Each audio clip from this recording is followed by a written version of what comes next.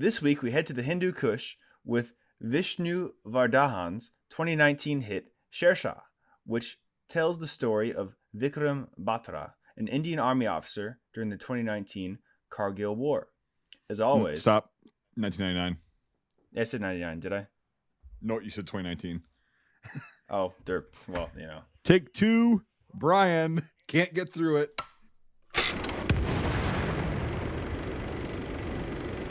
Hello, and welcome to Scuttlebutt, the war movie review podcast. We're happy to have you with us as we take a look at films from the dawn of cinema to today. We aim to provide a raw and unapologetic review of each film's cinematography, historical accuracy, and delivery. In the process of analysis, certain details will be revealed. These spoilers are only divulged to ensure a fair assessment of each film. This week, we head to the Hindu Kush with Vishnuvardhan's 2019 hit Shersaah, which tells the story of Vikram Batra, an Indian Army officer during the 1999 Kargil War. And as always, I'm joined by Mike A. Hey. Mike B. Yep. And Nate can't join us this week because of a freak power outage. So anyway, guys, what do you think? Overall, not what I was expecting in a good way. It was definitely interesting. Yeah, different. And it's funny, again, fuck you, Nate. You're not here, but you're the one that suggested this.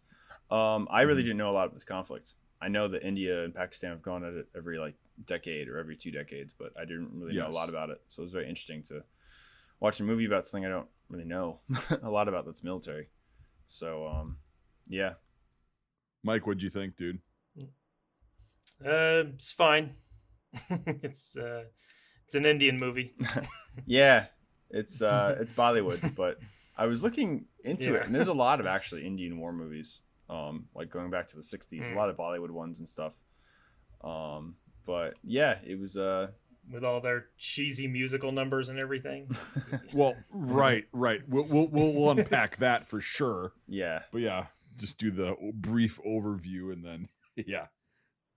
I don't know. I just so this guy, I didn't know who this guy was. He's apparently like India's Audie Murphy or something. And I guess this is the movie about him, and that's what it is. Yeah. Well, it's for people that don't know, it takes place in Jammu and Kashmir, which is this part of the Hindu Kush, which is very contested between Pakistan and India since the creation of both nation states in 1947, I believe. Yeah, somewhere around there. Yeah, and so it's been fought over for a very long time, and so it's definitely a bias going into this film. There's definitely one side that wants to win and one side that doesn't. I love how oh yeah, you can see some influence in video games and stuff for some of these bigger Amazon films and stuff, because all the Pakistani militias guns, they have flags on the receivers of their Bren guns and stuff. It's what is this, Call of Duty? yeah.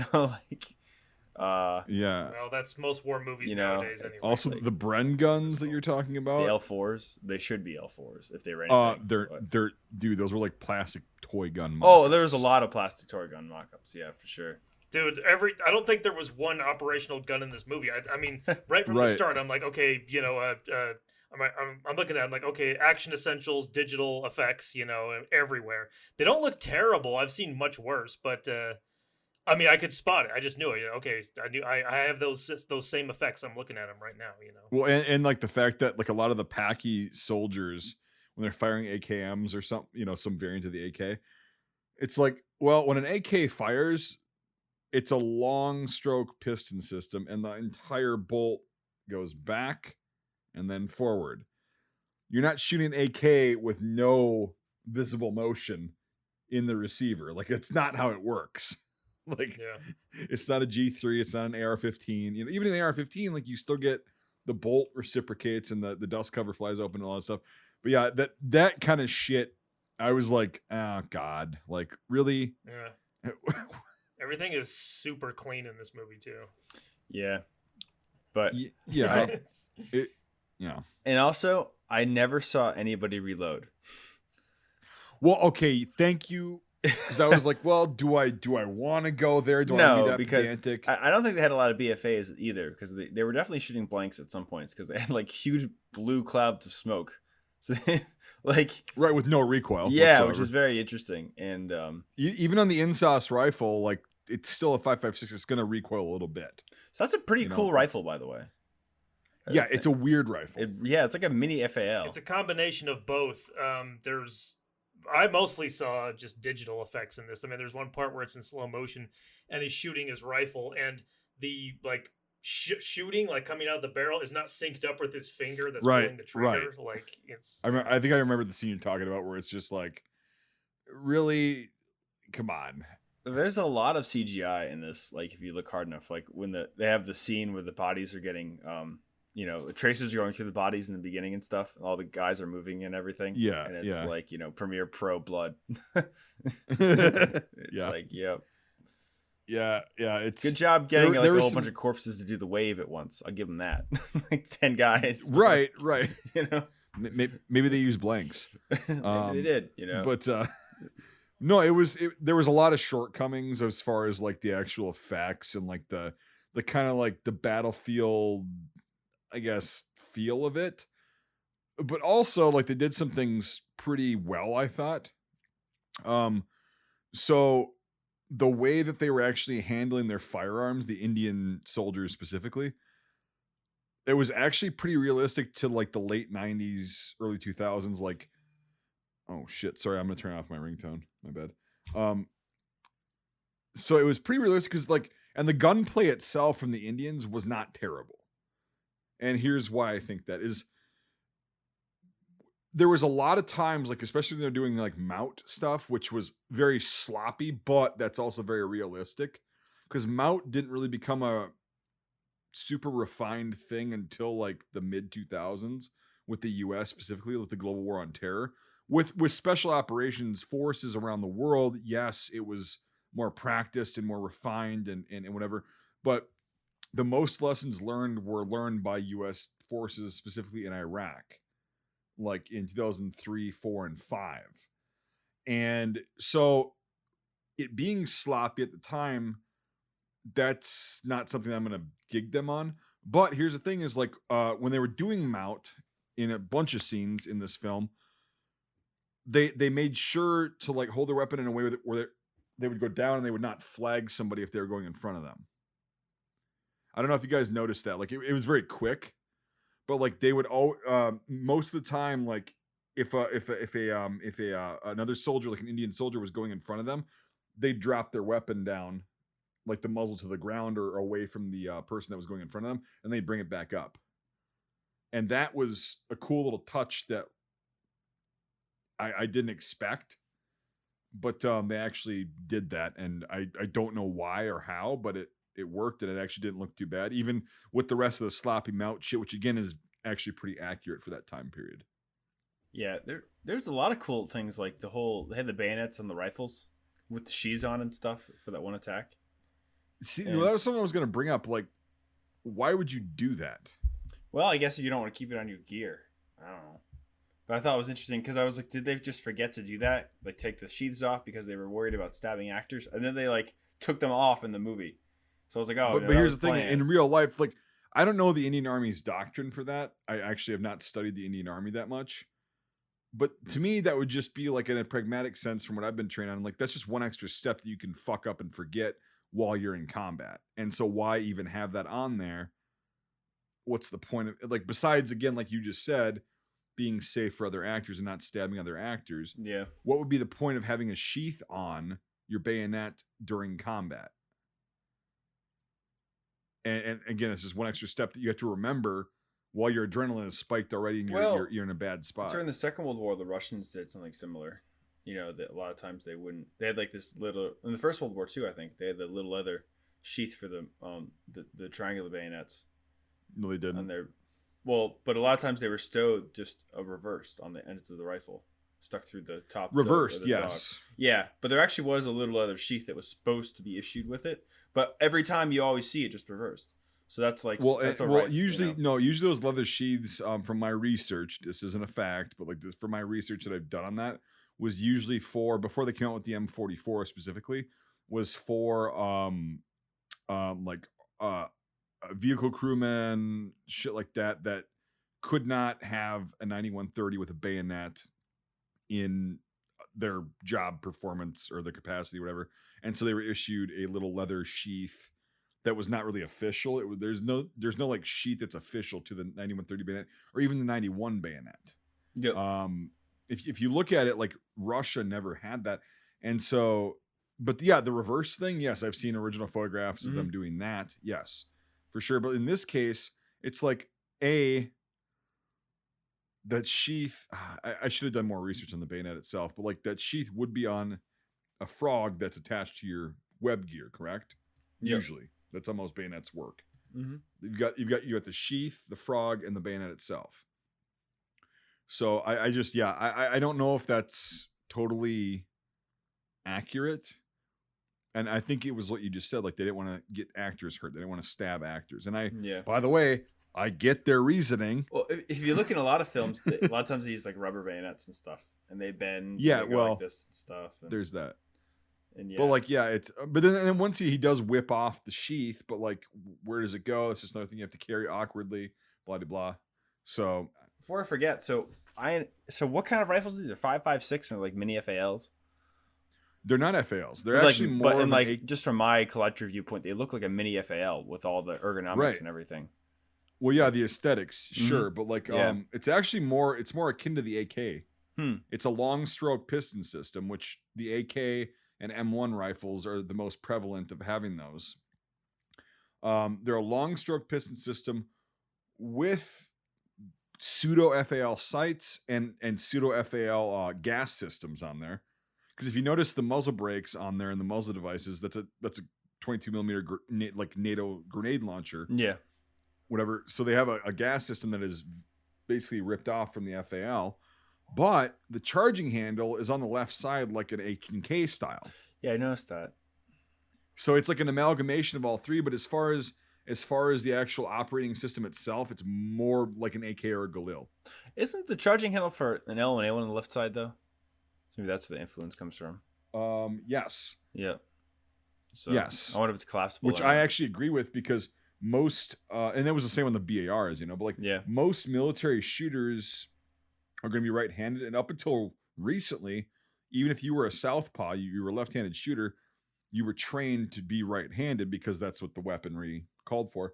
And having the charging handle on the left side of the receiver allows right-handed shooters to keep their shooting hand on the trigger without all that stuff. At the AK, it's on the right side, so a lot of people will take their hand off of their trigger finger and they'll charge that, where you can flip it around and do that with your left hand, but it's awkward.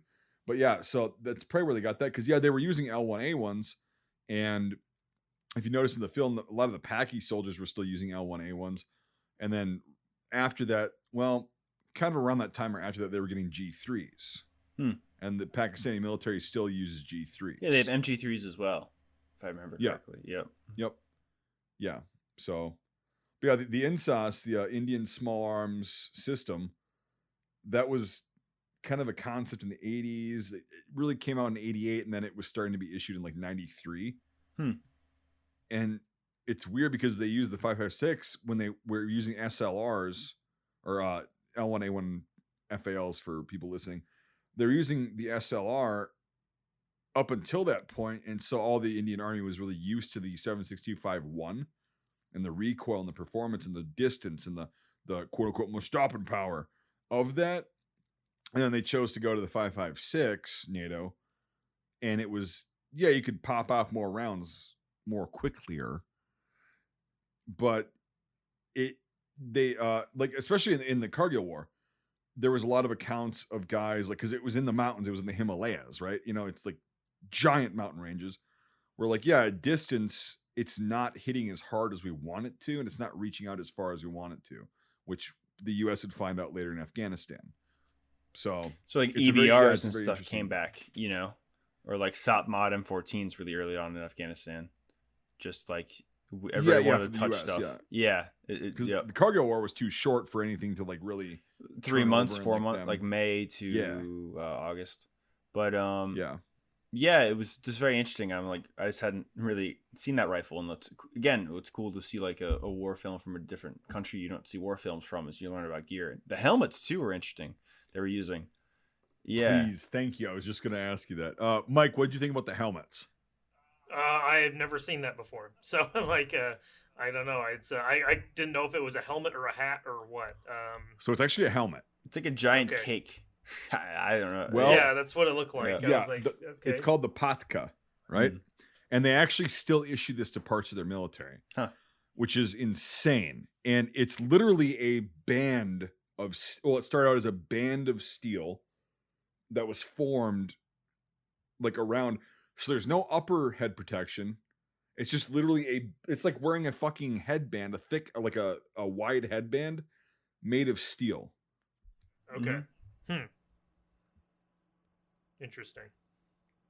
So is it like titanium or something, or No, it's steel. so it's just like steel. And there's a top protection, Yes. or just No.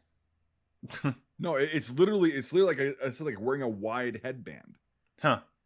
Like from the 90s, remember when people wore Yeah, headbands and shit yeah. like that? So it's literally a band that goes around your head like this with a camouflage cloth camouflage cover, and it's got foam on the inside and everything, so it's comfortable.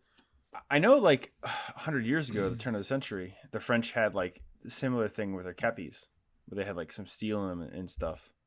Some of them, yeah, and it's like a similar concept, but just 70 years later and on a bigger scale. Like, well, they had more the steel. skull cap. Like the French introduced the skull cap that was literally like a piece of steel that was kind of rounded that would fit underneath the kepi. And I think that's what you're saying. And yeah, but it's like literally when you look at a modern army, a modern military, right? Because modern is basically, I think 1980 to now. Yep. That's what I would consider modern. Late Cold War. Yeah, wearing a literal steel band with a camouflage cover and a chin strap. So the top part doesn't have anything on it. Nothing. That's just cloth that goes Just over cloth. Yep. it. Because if you look closely, you can see the shape of the top of their heads in that.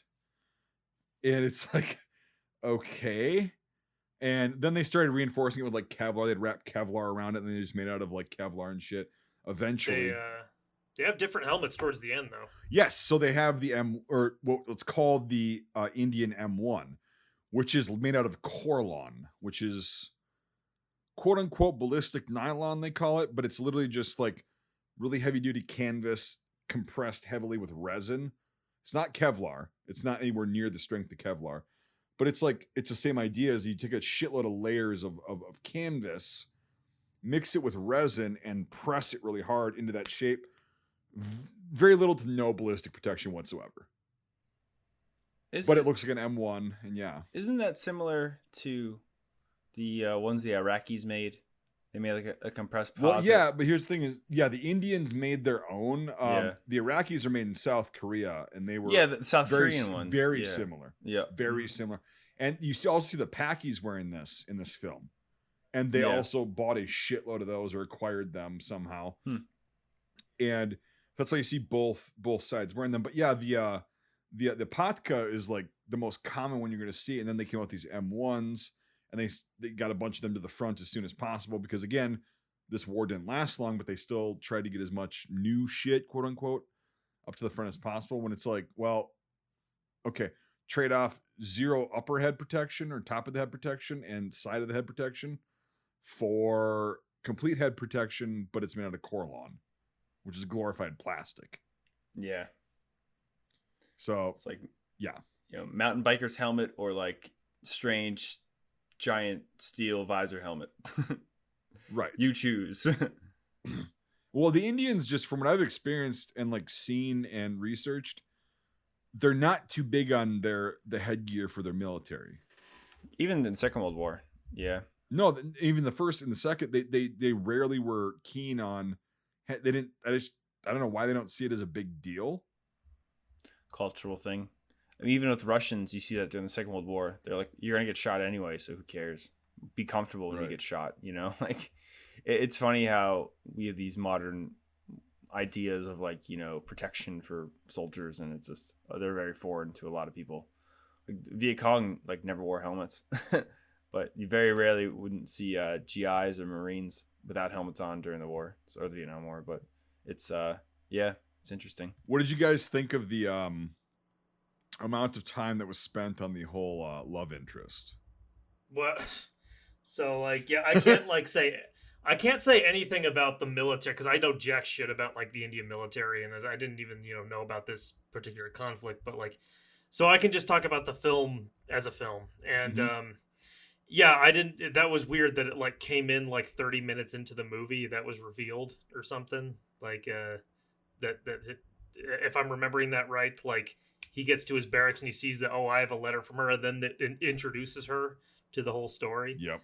Little odd. Okay, whatever. And then for They like definitely buried the lead for that. That's for sure. Right, and then it seemed like for 3 hours it was just like their backstory, and then the music videos and all that stuff, and I was just like, yeah, I forgot I was watching an Indian movie. That's why I was so glad that I could fast forward at certain points, because it's like you have to watch movies every week to review. Terrible. It's like, I don't have to waste my time on this. But yeah, and it's like, but that's the thing. It's not something I can necessarily criticize too much, because it's like all Indian movies are like that, like Bollywood movies and stuff. It's like, I don't know what it is, but like it's a cultural thing to where they love having like musical numbers and stuff in them. It's even in a supposedly gritty biopic, it's an interesting look into Indian cinema for sure, because even the beginning there was like they had that note up that was like you could show this movie in India for like a minute or something. I don't know if you watched that. Yeah, I did. And I was like, that's strange. And then like the way they presented everything and like how long it took for the film to start, it was like 4 minutes of random ass credits, like this guy and that dude, and then the same thing going on. It was very interesting, and it reminds me a lot of like older Western cinema, like 80, 90 years ago. It has a very old-fashioned feel to it. Well, a lot of Bollywood movies kind of do. But right from the start, like when it shows him like as a kid, and I'm gonna become a soldier and everything, I'm like, okay, here we go with the propaganda movie. That's just what I got from that. And I mean, shit. I don't know. I think the movie, maybe if they were gonna make it more interesting, the movie should have probably started like once he was in the thick of things. I don't really care about him growing up as a child wanting to be a soldier his whole life, or that stuff that you can establish during the movie, when shit's actually happening. Yeah. Yep. I don't particularly like that style of the way it's done. And like just the cinematography, the movie looks like, like a video you'd get off Shutterstock or something. Like the cinematography and everything, it's like it looks super cheap and flat. Which is, again, most Indian movies look like this. I don't know what it is, but they all have this like kind of camcorder look to them. It's weird. Yeah, and at some points it worked, I think, but at some points it's like, what are we doing here? Right. Like, it looks like a commercial. Right. The movie, it looks like the cinematography and the feel of it looks like a commercial. Yeah, exactly. Yep. That's a good way to put it. Yep. Yeah. So, I can't really like, I don't know. I mean, if you want, I can say this is a piece of shit or something, but it's just like, it's just kind of not my thing. I'm not a part of the Bollywood scene, so it's not like me either. Make no mistake. Yeah, right. But that's kind of why it was nice to view something different. It's like, okay, this is weird, but like, so I accepted it because what I was getting, like, honest to God, going through my head, like when we're doing the scenes of him and his wife or whatever, I'm like, this is like Pearl Harbor. Yeah, it's really corny. Yeah. Right, where it's like, okay, we get it. We understand he's married. We don't need the entire story from start to finish about how he got married and all that shit. He's gonna go back and fly P-40s against the Pakistanis, Yes. He's gonna strafe them and all the war is gonna end. But like it's Jammu will remain ours. I in the name of Dimple. Oh God. Dimple was fucking Dimple. great. Yes, I thought that was a bad translation, but then they kept saying it. I'm like, oh no, that's her name. Like, yeah, Dimple. Yes, Dimple. Dimple. Yep. We are Sikhs. Do not forget that. I oh God, in my head, I promised I would not try to do a shitty Indian accent. Well, It's hard anyway, not to. if you're from India, I'm gonna be doing that because I've literally worked with Indian people for several years until recently, and I made fun of them and they made fun of me. Mike, working with Indian people is not going to 7-Elevens and ordering Slurpees in every state. I mean, there's a difference. We don't have 7-Elevens out here, you fucking clown. Oh, what, you have 11-7s? No. We have Quick Trip. Oh. Quick Trip, and you don't have Come and Go, do you? Not this far north. That's but only a in little the bit farther south, yeah. know. No, Right. it's just south of me about an Fast, hour. dirty If in the south. Right. Come and go. Like, what the? Anyway, For those Don't who get me on aren't from that the fucking States, rant. these are all American gas stations that are yeah. they're If you're not from the Anyway, States, go ahead, yeah. Mike. Circle K. But no, it's but like, okay, so I was able to kind of go, well, okay, whatever. Jesus Christ, like, let's get on with it.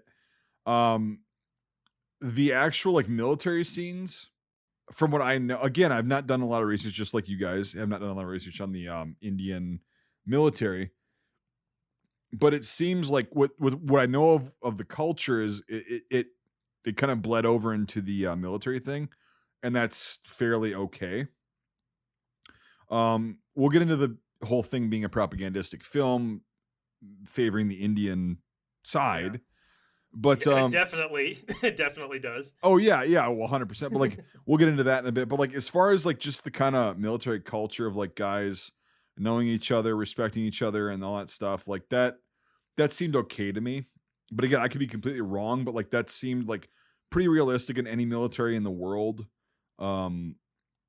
That's not like completely fucking hard nosed and just super, whatever. But no, so that was okay. And like, the guys used to know each other, and they're actually training together, and they're effective because, again, we'll go back to the Mout stuff. So there's a lot of Mout scenes where they're actually like going into an urban environment, blah de blah, before Mout was actually really a studied and practiced thing. You could tell the guy, because here's the thing: is they didn't have to talk a lot, right? They just did hand signals a lot, and I was like, okay, that's a cool touch. It really is. Like, it's a cool touch. So like, you want to maintain silence and still just be fluid and going through and doing whatever. And yeah, it was just interesting how they portrayed the actual military part of it. And I know the guy, the main guy is like supposed to be like this hero and whatever, and like, oh, he has no fear and he's just good at what he does. Well, okay. It would have been But, nice to actually add some more, to maybe add that to that character to make him a little bit more interesting.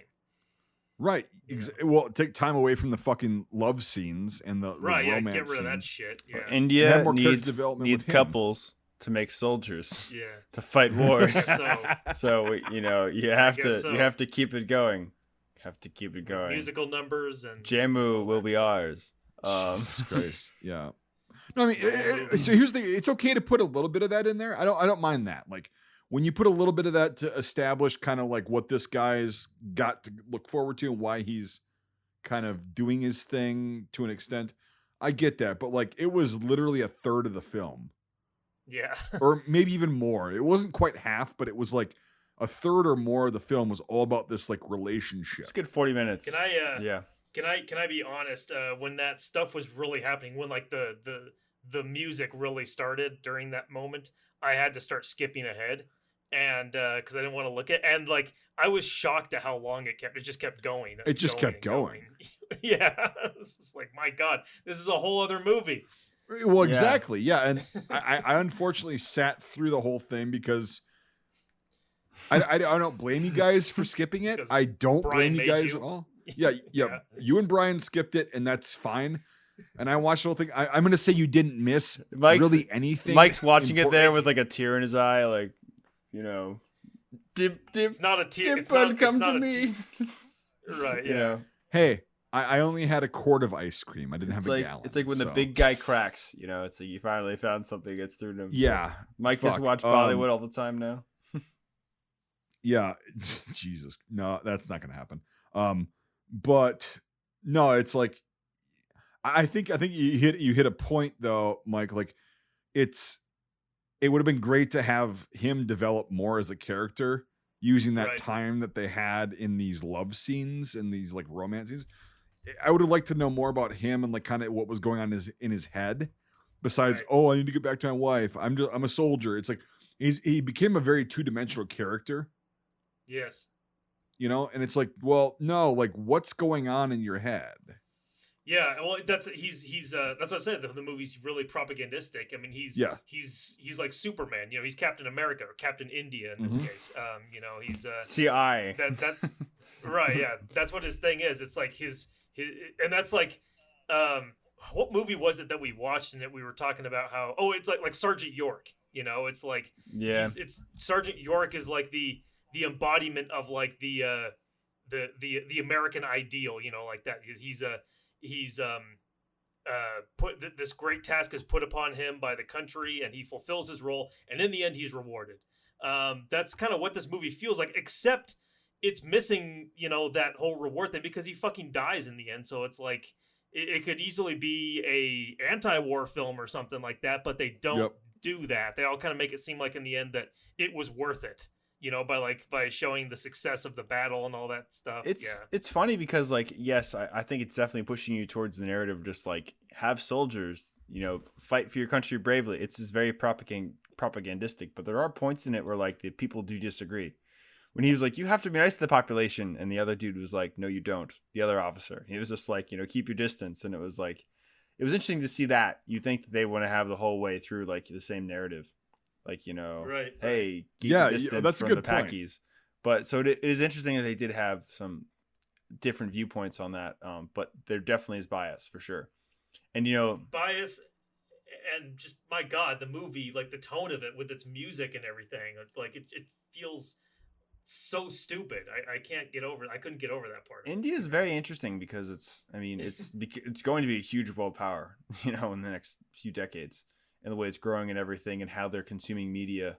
And, you know, it's, again, we're talking about this, like how there's all this Bollywood influences and this like older style of format influences. And it's like, it's just very interesting to see where it's going to go because you have 1 billion people or more. I might be getting that wrong. I'm not sure the actual numbers of the population at the moment. Oh, it's growing exponentially. Yeah. India's got one of the fastest growing populations. Like, they're rivaling China now. If you look at the reviews for this on IMDb, it's like hundreds of thousands. It's insane. So, like, you know, it's been seen by tens of millions of people in India and around the world. I mean, so this is like what they love to consume, and it's just very interesting. So, yeah. Is it going to change? Will there be less songs? Will there be more songs? Will it morph into a more Western style or like an Eastern, you know, who knows? But it's, I kind of want to watch an Indian film from like a really well-known one from the 60s. I found a few like about India, Pakistan wars. One about China, India wars was interesting. But a lot of them did have songs and stuff. One had like singing in No Man's Land, like between T-72s. But it'd be interesting to see how it changed, you know, like if there's more or less of a scale. Because I think that traditionally there's a lot more singing in Bollywood. Like it's basically a musical with like 2 5-minute breaks. Well, this was that's two 5-minute musicals or 20 minutes. That's what it seems like. Yeah, that's what I've seen. Well, I mean, they didn't. To give them a little credit here, they don't. The music in this movie, it's not the actors actually like breaking into song, but it's like a music video to where like it's like the music plays while the montage happens, you know, and like the lyrics and everything. Yeah. All right, really quick, guys. Yes. My ass has to explode, and we have a storm coming, and so I gotta go switch the Starlink fucking receiver over a little bit. So can we take 5? Sure. Yeah, sure. 5. All right, sounds good. Let's keep rolling. And the dog's freaking out too, and it's just like Jesus Christ. Well, you having fun over the weekend? Let me think. I'm good to go. Sick. Cool. Where were we? We're talking about kind of the music video-esque version of, or not version, but like the music video-esque. That's what it feels like. Yeah. I mean, and that part of it I just don't like. I wasn't a fan either, so don't feel alone. Yeah. And the fact that the cinematography looks like of the movie, it looks like a Downy laundry detergent commercial or something. Like the look of the whole thing. It's just really cheap. So yeah, that's it's a piece of shit. Anyway, that's all we got for Scuttlebutt. Thank you and good night. Yeah, we'll see you next week. I wouldn't go that far. I mean, it's interesting. It's the best Kargil War movie. Name me another one. Okay, Yeah, so it's the best because it's the only one. yes, Right. so, you know. Well, therefore, there's a It's the standard there, best. and like, yeah, because here's the thing: is like, I'm glad that it was actually it covered a topic that again most people don't have a freaking clue about, and that did happen, and it was like it wasn't like a massive war where tens of thousands of people died, but it was like a very morally demoralizing. It was kind of like one of those demoralizing wars with both Pakistan and India, where like, Jesus, so all these people just died, and like they were trying to invade us, and and the Pakis were like, oh, the Indians were overstretching, and it's like, yeah, it's just one of those things where it's like, why did all those people have to die? Why did that happen? Yeah. And in real life, and so now they kind of got that point across, although it was very heavily Indian side, Indian perspective. But we've seen it with other films, and I get that. Doesn't make it right, but like it's understandable. But like, yeah, it's again, no other film actually covers the Kargil War, and for a modern military to have done something like that, that's not the United States or not NATO or whatever, it gets no attention whatsoever. So what I thought was interesting is I kind of got well in our Come and See episode we talked about the fact that like this a lot of the reason this film is misunderstood is because it's made for a person that lived through a certain period of time in a certain part of the world. Like if you were a Belarusian who lived through the occupation, you'd really understand it. But if you didn't and you don't know about it and you come into it cold, it's incredibly hard to understand it. So for this, like they talk about the line of control and everything, and I know a little bit about it and stuff, but they were like, oh, they have broken this treaty and that treaty and everything, and I'm like, I have no idea about this. Like, I didn't know that they abandoned the line of control in certain parts of the earth. Now, that's just my ignorance and stuff. But again, it's interesting to be like, oh, like, I call myself kind of like a military historian. I know a lot about stuff, but I don't know shit. Like, fucking, nope. They abandoned part of their treaty lines in the winter. Interesting. So, well, that's anytime you watch a foreign film, you're always war film, especially, you're always going to see stuff like that. Right. But it's also kind of fun to do that once in a while because it's like it kind of learn. Yeah, and it's different than like the typical American shit that we've been reviewing. It's like some are really good, some are really bad, and it's like, but they're all the same if you think about it. Like the premise is all the same. And if you watch a foreign film like this, like that's why I saw a trailer and I was like, yeah, I agree, we should probably do this week. And I'm glad we did because it was so different, and like like we were saying is like, I'm not trying to be a broken record, but like it ties into what I'm about to say. It's like, it's some of it's just like, this is weird, this is dumb, I wouldn't do this, whatever, blah blah blah, from the American perspective. But the way they actually showed combat was pleasantly surprising to me. Like, it wasn't nearly as cringy, and also the weaponry and the loadouts that they would have had in the Kargil War were actually not terrible at all. But you see that at the beginning, they said thank you to this, I forgot what the first one was, and they said thank you to the Indian Army. And so they've probably had guys who were there, and they still have the insas rifle with the, Bakelite, or not Bakelite, but like the plastic, like very vibrant. It looks like stock. wood. Yeah. Very vibrant, In the photos from the original war, you see a lot of metal magazines, and in the movie, they all have like plastic mags. Plastic. So that's just a that's the early ones. Yeah, so the early magazines were plastic, and so after the Kargil War, so I saw that. Yeah, a lot of them broke and everything. There's a lot of bad. Yes, exactly. In the war, and so they started to go with aluminum and steel magazines, but they actually got that from like the Swiss. I think that's what I heard. Again, not a fact, just something that I've researched, so I don't know how credible that is. But like, I think they got that from the Swiss like 550 series of like having the kind of smoke-colored polymer magazines where you could see through it and everything. Now, before I forget, because probably move on, but can you get like a parts kit for one of these in the States? Or is there any equivalent? No. So Indian surplus, like even just like gear, uniforms, equipment, boots, helmets, specifically. Okay, so the Patka helmet, right? Yeah. I've never seen one of those where I can get one. And I'd love to have one because it's a military helmet. I've got a Bangladeshi M1, which is a similar copy of the Indian M1 made out of Corlan. but I don't have an Indian M1 in my collection because it's Indian surplus. Anything is really hard to get. So if you think about that with the gear, the parts kits are going to be 10 times harder to find. And they also still have it in their armories. Like they're replacing it. Like, dude, they still so some of my Indian contacts said that they still use the Ishapur 2A and 2A1s for police. Oh in wow, India. that makes sense though. Yeah. But I mean, dude, it's 2022. They're I know. using a bolt action rifle. Didn't the Canadians just get rid of their number 3 Mark 1s with the Mounties? The Canadian Rangers. Yeah. No, not the Mounties. The Yeah, Canadian the Rangers are, The that's a whole civic- other topic. It's like yeah. Alaska State Troopers, but Canada, but more remote. Well, no, they're like a it's a weird thing. We'll have another our episode. resident Yes. Canadian on until he can talk. Yes, about well, Devin can explain to you about the Canadian Rangers. He was in the Canadian Rangers. it. Oh, I Apparently, didn't know that. Yeah, Apparently. like let's allegedly, allegedly, yeah. Yeah. But anyway, Call no, but Johnny yeah, Two Toes. they just turned over the number 4 Mark 1s for the Tika fucking some kind of rifle, and whatever. So yeah, that it's very true, but like still, India is one of those countries in the former Commonwealth that is going to be using everything. That I'm pretty sure I've seen in comments, like strolling around the internet, like in different videos and all shit about their military equipment, of like they said, yeah, we still have the L1A1 in our arsenals. Like they're still there.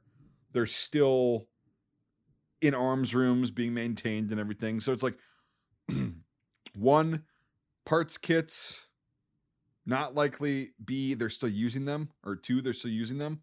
Very not likely to see that. Even though there are so many fucking geeks that would love to have an insas, just because it's a really cool rifle. There's a lot of them made. It was used in the Kargil War.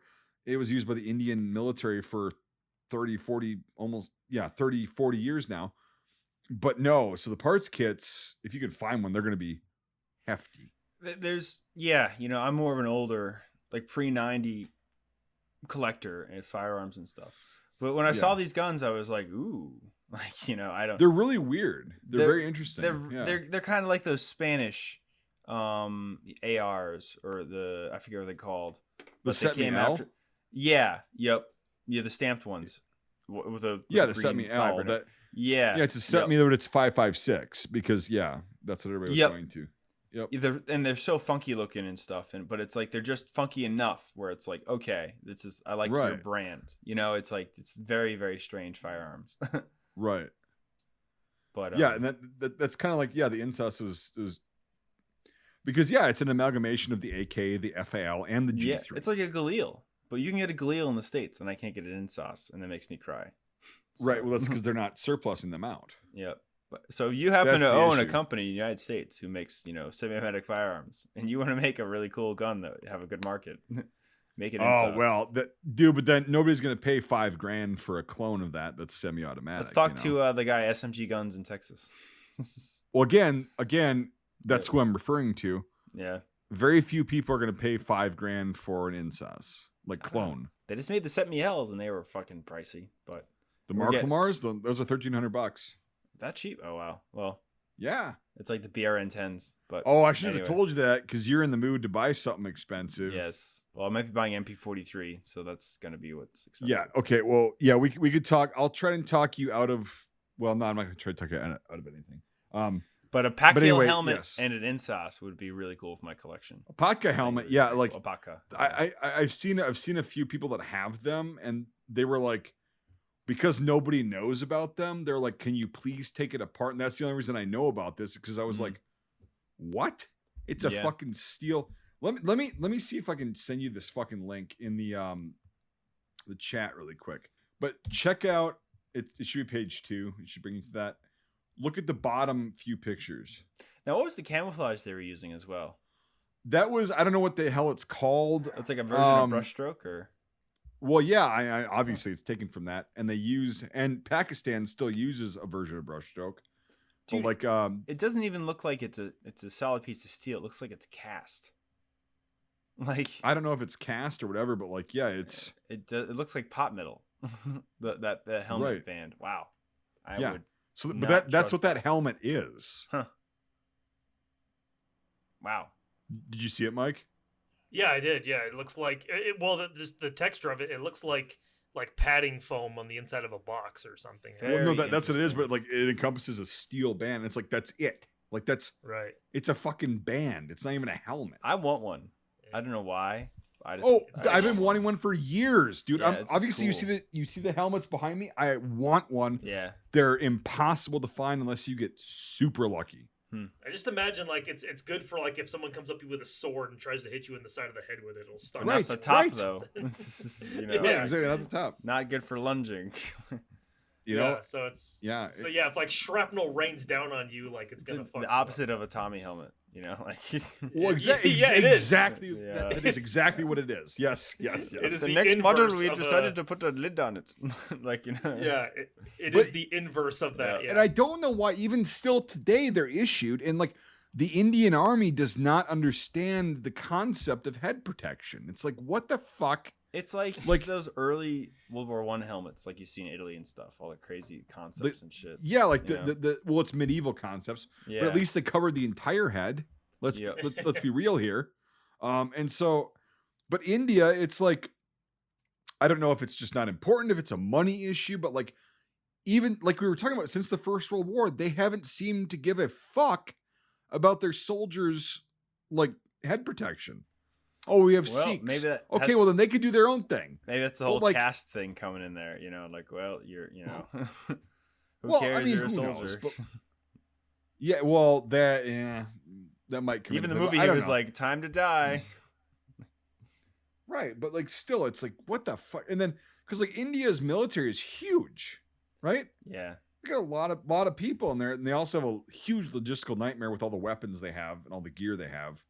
So, you know, just because they're big doesn't mean they're the best, but like it's You look at the French It's in interesting- 1940. yeah, well, they different topic, I think.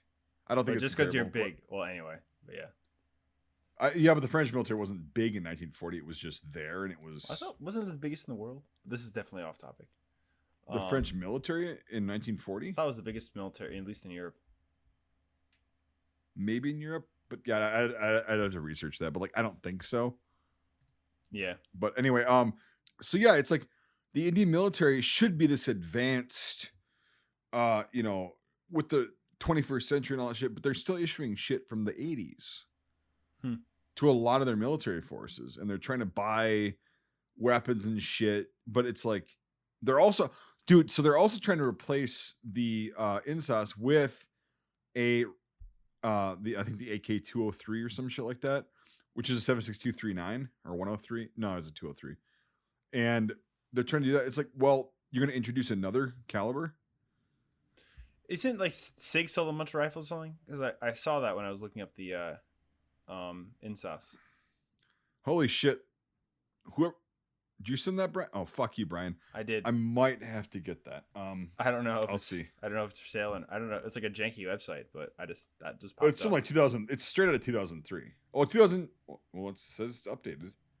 Yeah, let me save that really quick. Sorry, that just popped up. Yeah, not good. I'm buying an I'll pay you MP43. You can buy this. Yeah, But, I can get that. But yeah, actual podcast. So that'd be really cool. That's what you get out of this movie, then, you know.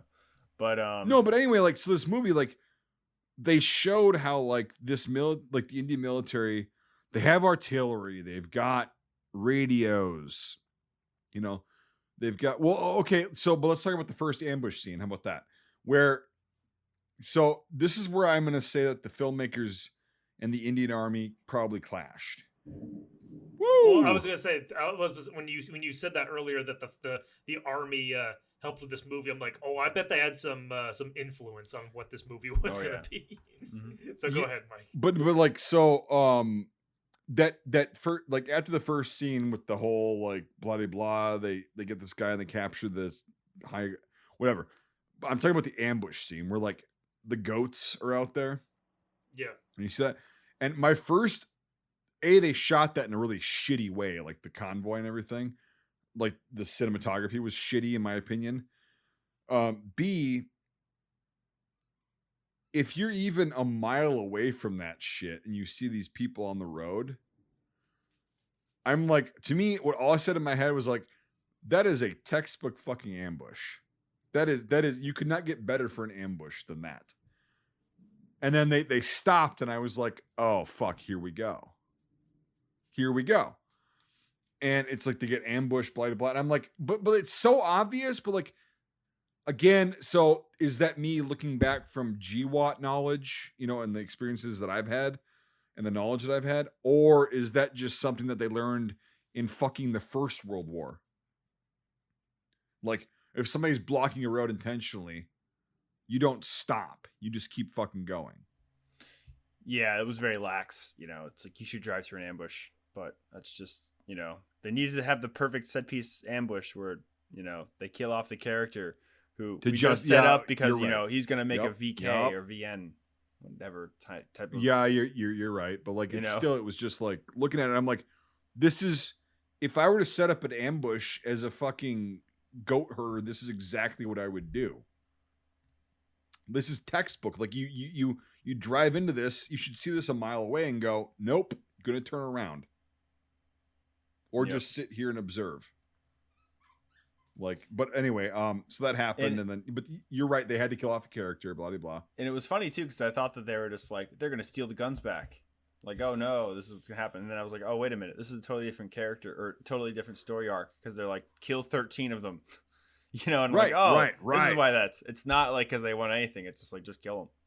So I thought that was interesting because it's, you know, it could have very easily turned into like Turkish Rambo or like a really bad 1980s. Okay, to touch on what you just said about the retribution kind of part of it, that's realistic. In any war, it's realistic, and then, you know, you see I keep forgetting his name, like the main guy, the main Indian guy, Vikram. Vikram, yep. Vicky. I'll just call him that because that was his nickname from his friends. So Vicky, I like that. It was funny. Vicky is like, he finally sees one of his friends die, and then he loses his shit, quote unquote. You know what I mean? Like, as much as he can, because he had to be composed. It's like, okay, did you have to do that there? Like, you know, it was weird. Like, he loses his shit, and then he goes after that. It's like, yeah, but why'd you get yourself into that position in the first place? Like, this was a textbook fucking ambush, not even from GWAT. This is like a textbook ambush from like way before that. Like in the prior Paki Indian Wars and the Sino Indian Wars. How did you not see that? You know, that's just kind of what drove me nuts. Yep, it's a cheap I get that effect. Yeah. So, like, again, like Mike was saying, this movie has nothing to write home about cinematography or anything like that. Like, it's just hey, look, this thing happened and we put it on this digital camera and it was shot, and it was like, you know, it's just a movie. It's a motion picture lineup of images that move past screen. It's not an Alfred Hitchcock, nothing. And it's funny to watch a film like very that. Boring. Yes. Yeah. Because like, I like films that, you know, they use camera work effectively, and it just, when you find a film like this, is kind of rare. It's like The Room or whatever, because it's like, wow, there are movies where you can just have a camera be a dead fish the whole movie. And like, yeah, exactly. You know? Yep. So that was very weak in my opinion. And a lot of that shit, how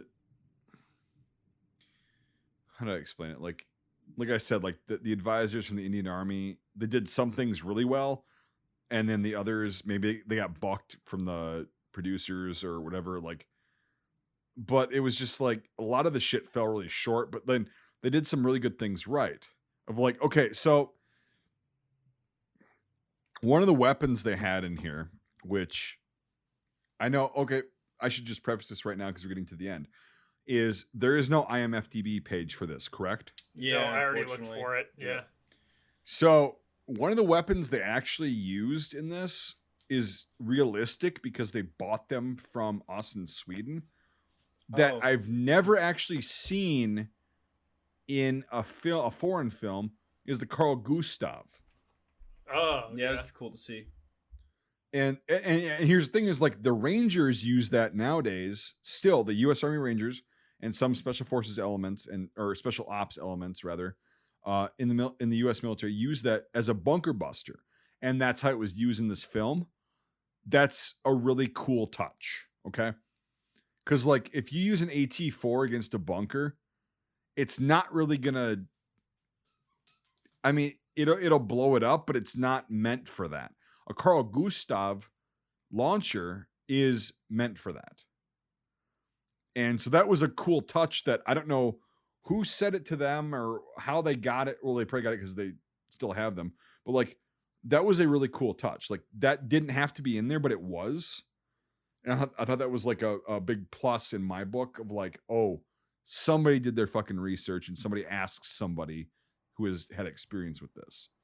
Yeah. So the rocket shooting out of it is clearly CGI, but that's okay. well, no, yeah, and the sound, yeah, it's not how they sound. Yeah. It sounds like a big fucking boom, right? And so yeah, the sound effects, we can get to that too. Like, let's do it right now. Is like the sound effects were a lot of them were just stock sound effects and bloody blah, and the recoil and the weapons actually cycling wasn't really a thing. Well, yeah, the sound effects for the rifles in this, it was like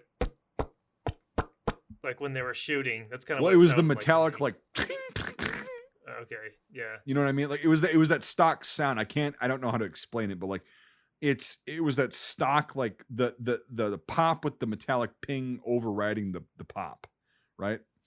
And it's like, no, a 5.56 is a very high velocity round. It's got a loud pop. It's got a loud report to it. I don't care how fucking loud your action is on any given weapon. You're going to hear the pop, the high pitched pop over your action cycling. Like that's just a fact. And yeah, the sound effects were not great. The again, we'll go back to the Indian Army advisors, whoever they had on there. They did a good job at the way. Okay. So the way that they actually moved, the Indian soldiers moved, were like soldiers. Okay, like when they were in combat, it wasn't super shitty. Like there was some like, you know, guys firing from like down here instead of up here, but most of the guys were actually firing with their rifles, like, you know, sight line, bam, up at my face. You know, most of those, and so the actual the movement, the firing, most of that, in my opinion, from what I saw, was pretty decent as far as being like a professional military, being highly trained, physically fit, which is another thing that they actually showed too, is like these guys went through a lot of physical training and they weren't just like these guys, whatever. So they were very physically fit, especially to climb that huge of a mountain. But as far as the gunplay is concerned, that to me, it did not look cringe. Even yeah. It was funny because I was thinking if this is a World War II movie, it would be horrible. And we would be like ripping it apart because, oh my God, but you don't hold a fucking Garand like that. But because it's, you know, an Indian war film based when it's based, it's like, oh, that's exactly what you want to see. So it's just kind of funny to get like my mind out of that. Like, this is actually correct. This is exactly what should be happening. So exactly what I was going to say is like, it's because in some scenes you see them with trigger discipline, which that wasn't really a thing until the 60s for the US. And it wasn't really a thing until the mid 2000s with most professional armies. Right. Yep. And so you see it happening in some scenes. And then also in other scenes, they've got their finger on the trigger, like the old world style doing things. Yeah. The pre-1980 style, I guess, for the US perspective. And that was fine. It was like, yeah, okay, I get it. Like, you know, and so, like you said, like for that time, for 1999, it's actually pretty well done as far as the gunplay and the gun handling and the tactics. From what I can see, it's pretty good from that point. So I didn't really have a problem with that as much as the cinematography. Yep. No, for sure. It was surprising how it was overall. It's just really cool to see, you know, a modern military that you don't usually see in war films. I know that's like a very Western thing to say, and you know, because of where I am. But it was just really cool to see. And there's a lot of things I didn't Yep. like about it, like Bollywood and all that bullshit. But overall, it was just it got me interested in something I didn't really know a lot about. And Yep. yeah. So that's always a positive thing that a movie can do, no matter if it's a shitty movie or not. Yeah, agreed. And it's like, yeah, it's one thing I will mention really quick is in one of the scenes where he's got one of the grenades and he's gonna like throw it. It's clearly a fucking training grenade because it's got holes drilled into it. no. Oh, funny. That's Yeah. almost like a movie trope. The drilled hand grenade. I've seen it in so. Oh, many Oh, yeah. but this movies. fucker had at least 2 exposed holes when he's holding it, and I'm like, what do we like? I mean, Yeah. here's the thing: it was the correct style of grenade. I'll give him that. Mhm. But yeah, whatever. But no, like what Mike was saying is like it doesn't matter. Like if you're looking at foreign, or what we call foreign films, because we're from the U.S., we're based in the U.S. All you guys that are watching in other countries, yeah, we're from the U.S. But like if you watch foreign films, you can learn a lot, and you can learn a lot about what not to do and what to do. And like I do like the way that they actually portrayed their combat, if that makes sense.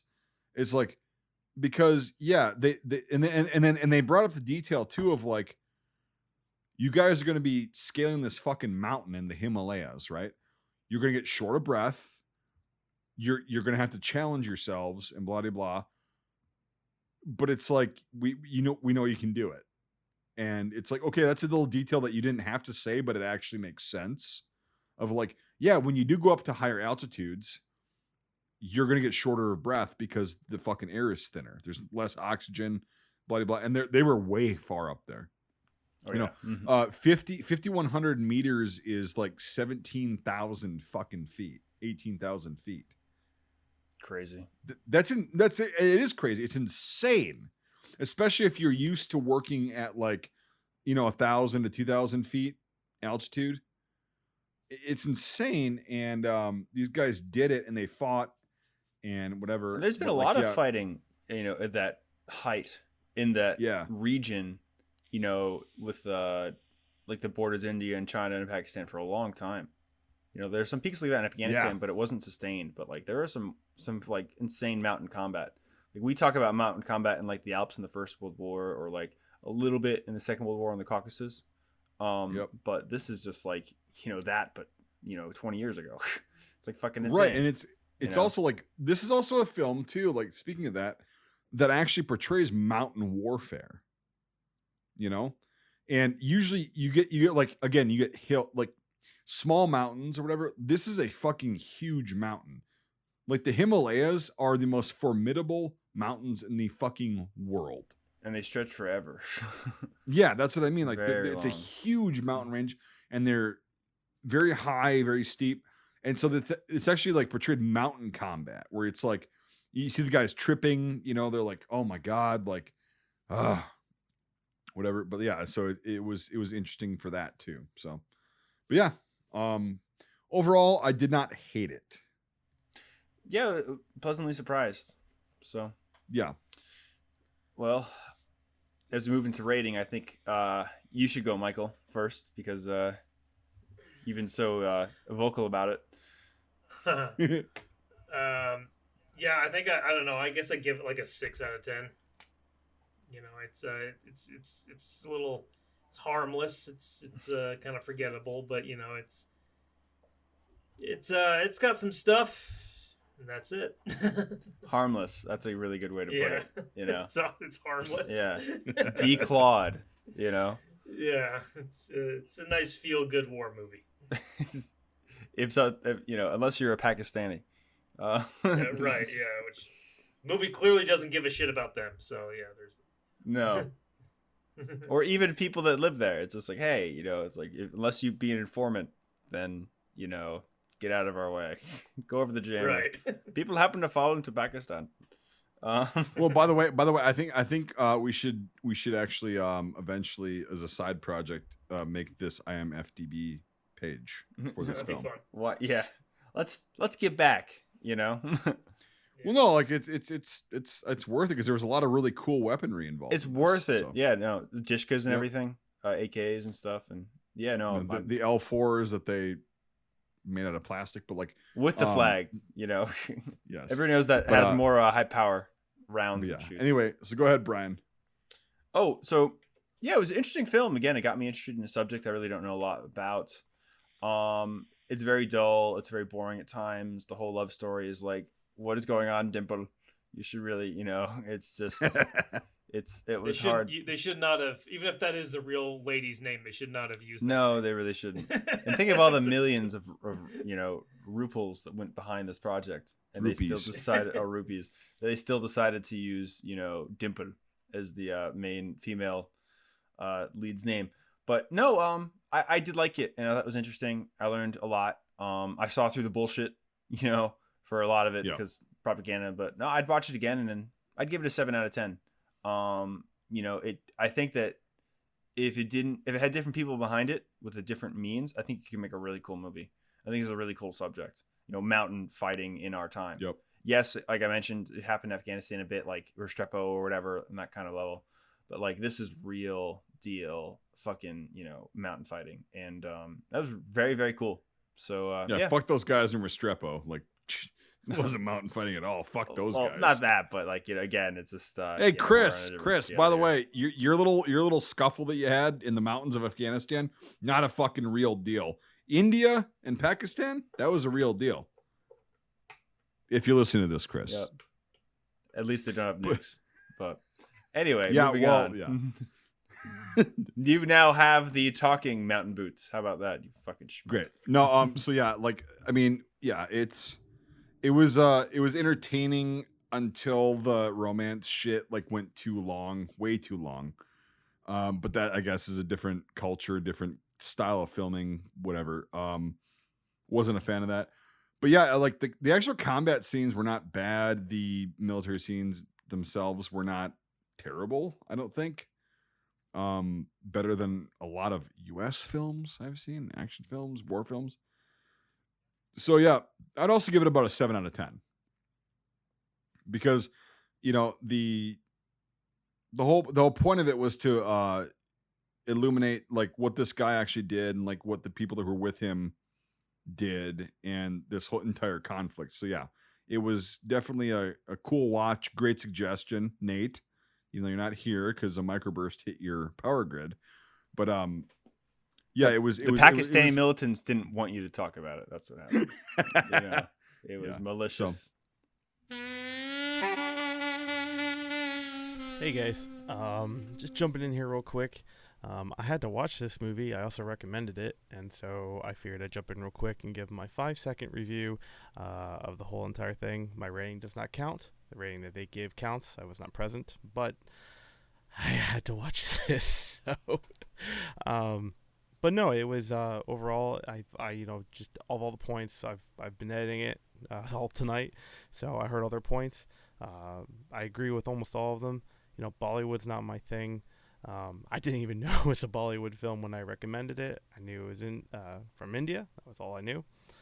Definitely knew it was from India after the almost 4 minutes of title cards telling me that I could actually watch it in the States.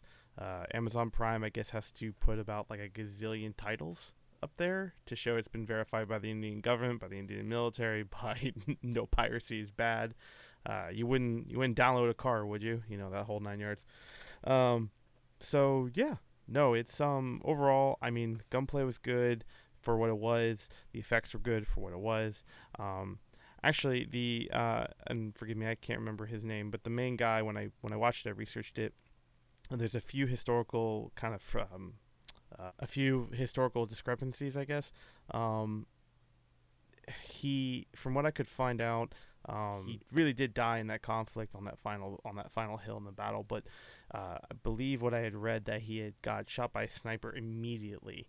So there was no historical like kind of like last stand or anything. He was immediately picked off. So I'm not too sure. I didn't do a super deep dive, but that was what I could find the conflict itself. Again, keeping my brief brief review. I was not ready for the song and dance. I was like Mike A. And Brian. I skipped through the whole thing. So Mike B, I now know what you love. You like long walks and holding hands, and singing Indian songs. So, but and you just texted me, so there you go. But yeah, no, I mean, overall, I mean, I think it was. It's the only movie of the conflict really that I could find. The trailer looked promising, but man, I was not ready for the Bollywood. Overall, I mean, I've skewered there we go, movies for less, but I really think I really think it's the same thing as everyone else. I think it'd be 7 Screaming Mel Gibsons out of 10. I mean, again, if you cut all the Bollywood out of it, it would be pretty good. But for what it is, a heavily propaganda film, it's really not bad.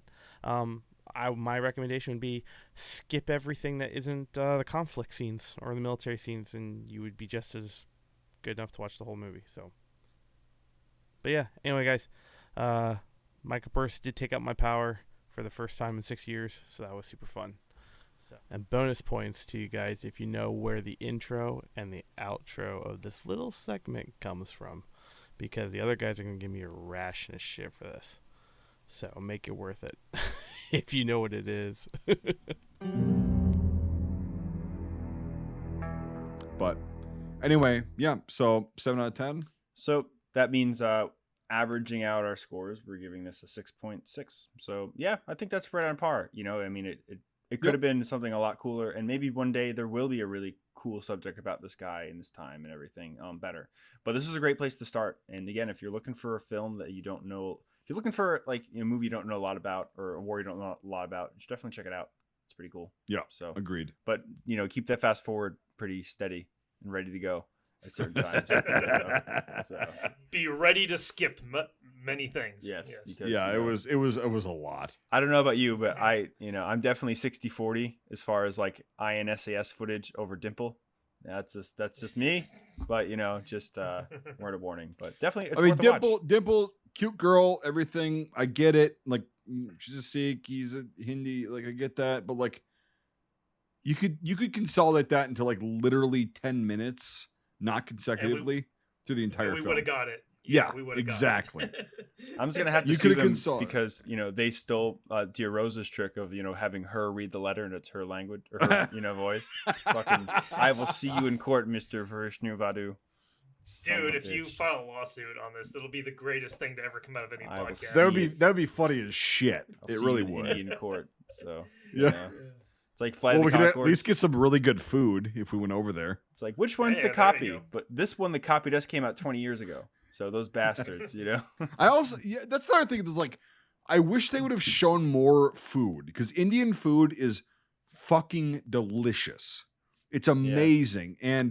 And part of being a soldier and part of being a person is just food. And like, you can make it a lot more relative to the audience if you show food. And they showed it in a couple scenes as well. Yeah. Yeah, they showed it in a couple scenes, but it was like very not the focus. So that's in hindsight, like, yes, I already gave the rating. It's like I wanted to see them unloading the vats of curry and Old Bay, sauce for the old. Yeah, they're gonna use Old Bay in fucking India. They're gonna use old fucking Jesus Christ, Nate. Yeah, I know. It's called Indian Bay. Yes, we use it for everything. Nate's gonna be editing this, and his dick's gonna get so fucking hard at the mention of like Indians coveting Old Bay. If he didn't live in Maryland, he would have power. How about that?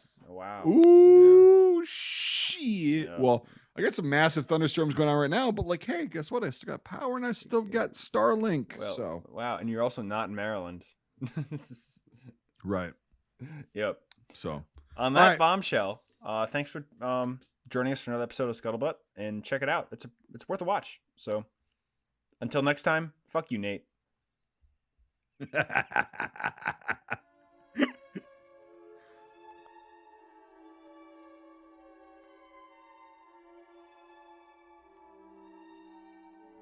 Strong men also cry. Strong men also cry. Thanks for joining us. If you enjoyed this episode, make sure to leave a rating. Otherwise, Mel Gibson won't stop screaming. If you like this content, make sure to check out our Facebook, YouTube, and Instagram pages. If you want to directly support our work, make sure to check out our Patreon. All these links are in the description below. Until the next time, Scuttlebutt out.